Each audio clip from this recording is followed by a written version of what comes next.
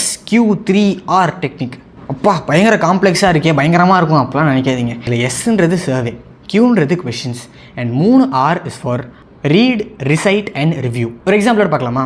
மெமரின்னு ஒரு டாபிக் எடுத்துக்கலாம். இப்போ நான் அந்த டாபிக் எடுத்து புக்கில் ஓப்பன் பண்ணி வச்சுட்டு ஃபஸ்ட்டு அந்த டாப்பிக்கில் இருக்கக்கூடிய diagrams, tables, bolted letters, subtopics இது எல்லாத்தையும் எடுத்து ஒரு பேப்பர் எழுதி வச்சுட்டேன். இதுதான் ஃபர்ஸ்ட் ஸ்டெப், சர்வே.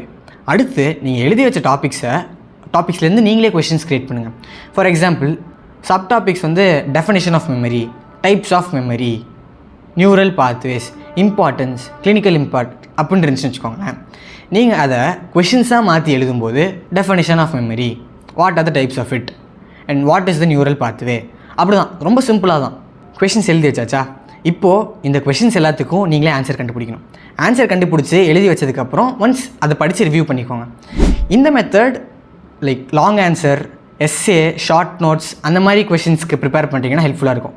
எனக்கு இன்னும் ஒரு 1.5 மாதத்தில் யூனிவர்சிட்டி வருது, அதுக்கு நான் இந்த டெக்னிக் கண்டிப்பாக யூஸ் பண்ணுவேன்.